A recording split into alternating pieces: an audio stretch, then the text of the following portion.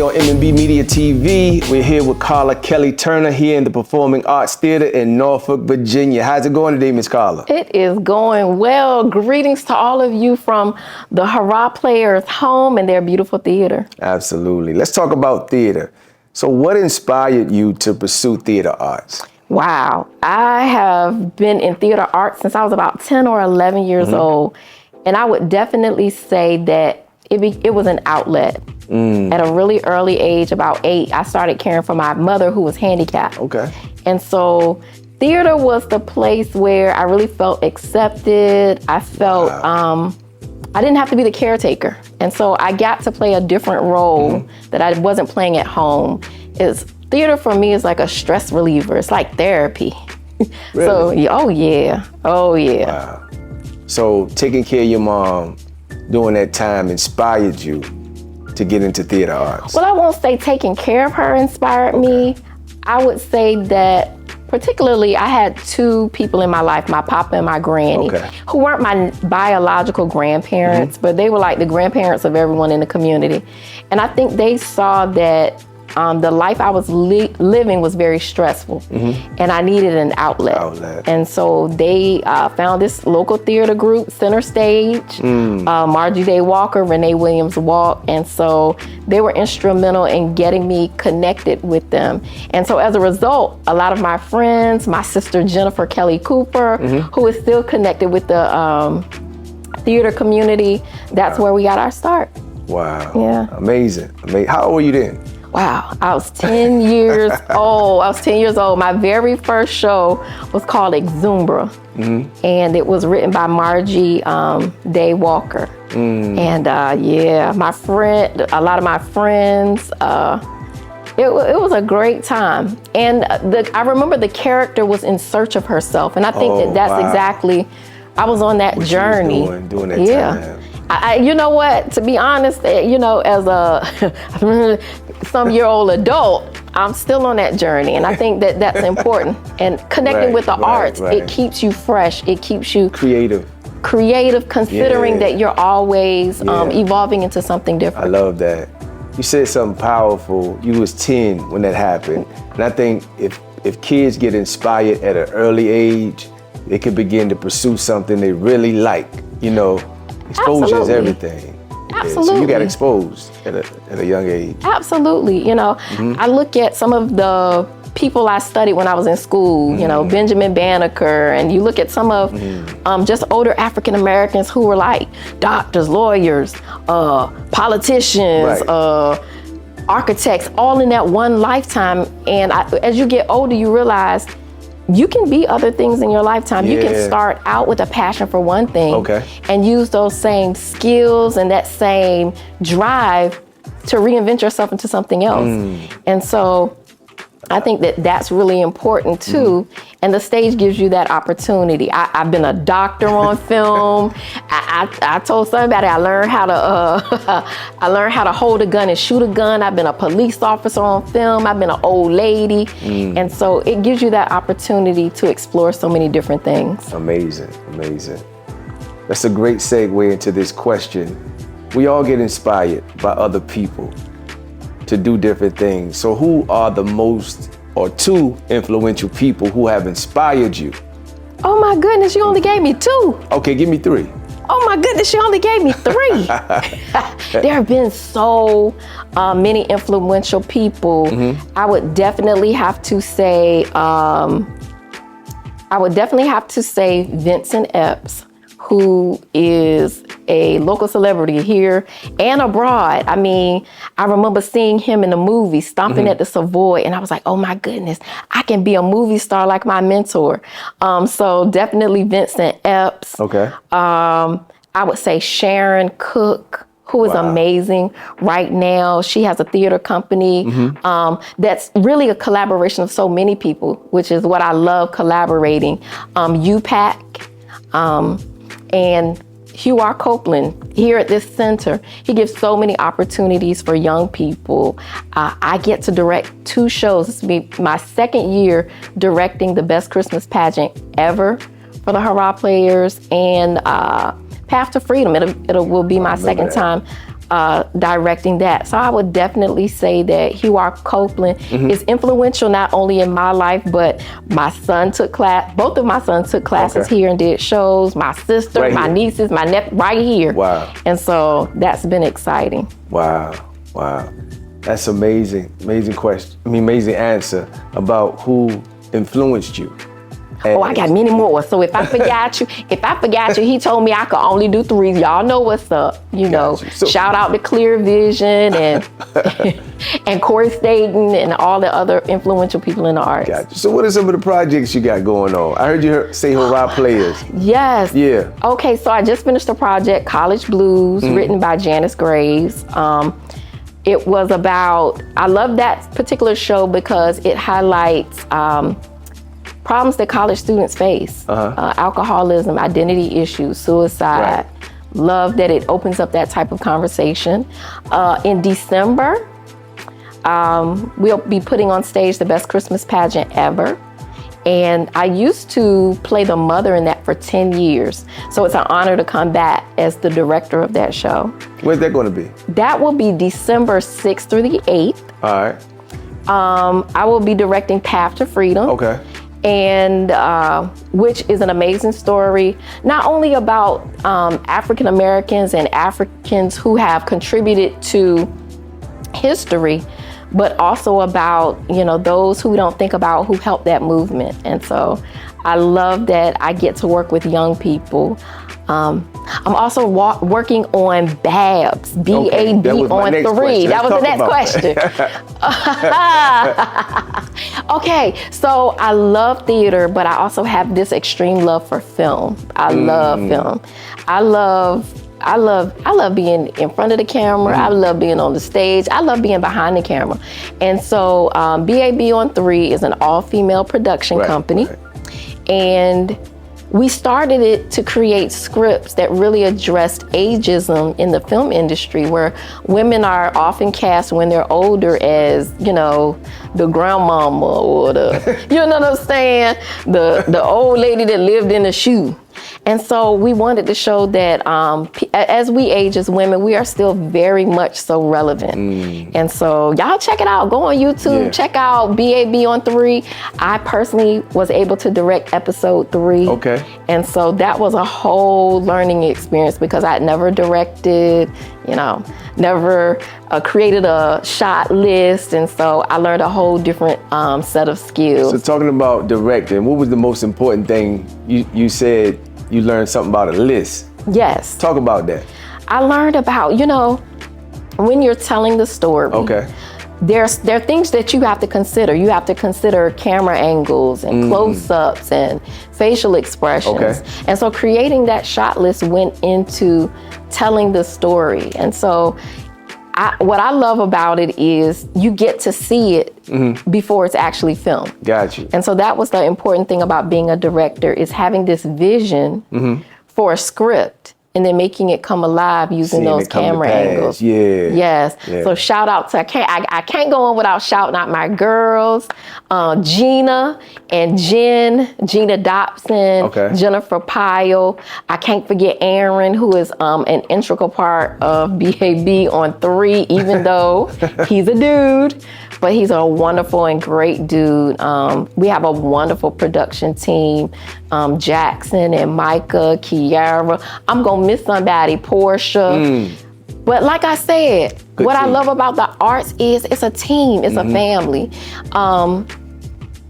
When I grew up, I really I don't have any family in this area. My mother, my sister, that's it. We were like a 3. Wow. But the arts provided that extended family and that support that I needed. And I still get to have that through BAB, through theater here. And so, if anybody's ever looking at connecting with family, one of my favorite Bible verses, it says in the Word of God that God will place the lonely into families. Wow. And so theater is a great place, film is a great place to just connect and form family. I love that. Yeah. I love that. So what do you do outside of theater? Man, what do I not do? Outside of theater, of course, I have 2 Uplift Education Management outside of theater. And so what I do with 2 Uplift is I provide tutorial services. I'm an educational consultant, so I come around and I do professional developments about reading, about just teachers engaging with parents and students. I took some teenagers on a camping trip. Lord, y'all. See, he told me we ain't got, but I ain't gonna tell y'all how many minutes, but I haven't been in the woods in a long time. Okay, so I took some teenagers on a camping trip, and needless to say, no bears ate me on my 3 o'clock run to the bathroom, which was not in our cabin, which was located at another building. But that's what I love to do, you know? I jumped on the blob in the lake. It was the first time swimming in a lake and jumping on the blob. That's supposed to, you know, now I never made it to the end so somebody could blob me, but it was a lot of fun. Right. But outside of, you know, acting, I love connecting with people. I love listening to people's stories. I think one of the greatest attributes I have is listening. It's a lost art. Ooh. But not only do you learn so much, Right. you're able to connect on a level not only with the characters you have to play when I'm doing that, but you're able to sympathize in a way with a person that supports them. Sometimes a person doesn't need advice. They don't need to be told what to do. That's good. They just need to be heard. Need to hear. Somebody to listen. Yeah, that's it. So I'm a hearer in addition. I'm a hearer. I like that. Yes. Heard. I'm a hearer and a doer, you know. Okay. I like to keep both of them. All right. So you do tutoring? Yes, I do. Yeah. I do. I love the kids. You never know who's listening. You never know who's watching. Yeah. You may need that assistance, you know? Yes, I love it. So where can they find you? They can find me. There's so many places to find me. I'm on social media. I'm on Instagram. I'm on, don't hit me on TikTok, y'all. I think my son made my page private so nobody sees my TikToks. I'm on Facebook. You can also reach me by email to uplift the number two at 2upliftcclc@gmail.com. Wow. So, yes. So that's something you created? Yes. Okay. Yes. So that's your logo? Yes. Amazing. Uplifting and empowering the community one citizen at a time. Amazing. I love that. So as we wrap things up, is there anything you want to say to the audience? Oh, you know, I could be here for hours. I like these cameras, these lights. You know, this is me. Theater. Yeah, this is me all day. We could have a conversation forever. No, I'm working on some books, and so I'm working on a book about the power of no. Talk about that. You know what? Let me tell y'all something. Y'all want me to tell you something? I'm working on this book because I find that teachers ask kids to be nice. And I am going to challenge everyone that is watching, listening to this, to go and look up the etymology of the word nice. I'm not going to tell you what it means. I want you to be shocked and surprised on your own. But often when you're being nice to someone, it means that you're overlooking the offense that's being done to you. And so I found that the Word of God never asks people to be nice. We throw around nice a lot. Well, the Word of God asks us to be is kind. And so the first person that you have to be kind to is kind to yourself. And sometimes being kind to yourself requires that you tell people no. And we make kids feel bad for it. We make, especially kids, you know, if that child doesn't want to hug that person, it's okay for them to say no. Having some autonomy is very natural. Understanding why you're saying no. And so I found so many times teachers have kids on the playground, they tell them, oh, just go play nice, instead of listening to the child who's usually being bullied and finding out why is it that this child doesn't want to play nice. And so I'm excited about that book. That's a children's book about the power, your superpower to say no. No. Feels good to say no. Feels good. Yeah, no. No. It's hard for some people to say no. It's hard. You know, no means two things. And you know, some people take it as rejection. No means two things. It means absolutely not or not yet. And when you're able to take a no, you know, there are so many things I am positive God said no to me, but it was for my benefit. Right. And so just understanding that there is power. You want to have a powerful yes and a powerful no, because it helps not only protect you, it also helps protect other people. And so, yeah, I'm excited about that book. That's a great conversation. No, because No. you never know who needs to hear that. Yes. Because some people feel like they can't say no. You don't even have to say it. I remember I was teaching these children, and all kids need something different. And they used to ask 50,003,011 questions. Boo-boos, you know who I'm talking about, and I still love you. You know I do. And, and I used to tell them, Miss Carla, can I da-da-da? No. They said, did you say no? I said, yes, I said no. But it's so nice. They were like, oh. And so these particular kids, they needed to hear no, but they heard a loving no. And I loved them through that no. Got you. And what they started understanding was some of that no meant not right this minute. But because I love you, I'm going to get back to it. So, yeah. Yeah. No. No. I like it. No. All right, as we close, I want to ask you 2 questions. What are you letting go in this season? The first one. I am letting go of limiting beliefs. I think everyone at a point in time in their lives needs to sit down with themselves and have some self-reflection about the things that you believe that are completely false, that are stopping you from evolving into the next version of you, that are stopping you from trying things. And often you'll find out that these voices in your head come all the way from childhood. It's, you're too small to do that. Nobody's really paying attention to you. Your voice doesn't matter. Right. And so when you examine those limiting beliefs and the source of those limiting beliefs and address them with some truth about who you really are, it helps you to listen. If you're a great person and you're experiencing a lot of rejection, it's because you're great. If you're a great person and you're experiencing a lot of betrayal, it's because you're great.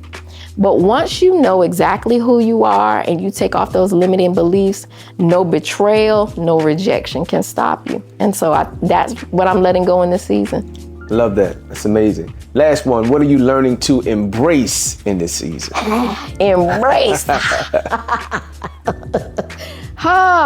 You know what? If you're going to let go of something, I think you need to also embrace. A pastor said this. Sometimes you are Moses. Let my people go. And sometimes you are Pharaoh.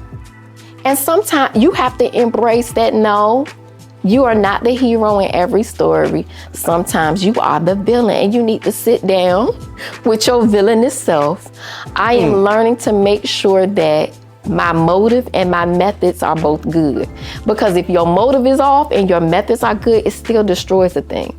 If your motive is good but your method is off, then it still destroys a thing. Your motive and your method have to be good in order for something to be successful. And so that's what I'm embracing. I'm embracing making sure that I'm examining both my motive and my method. Amazing. I love that. It was always great to sit down with you, have a great conversation with Miss Carla Kelly Turner. And we really appreciate you on M&B Media TV. I appreciate being able to come and be a part of all that you are doing. Shout out to your production company and all that you do. Y'all better check them out. Check them out now. Appreciate you. Thanks again.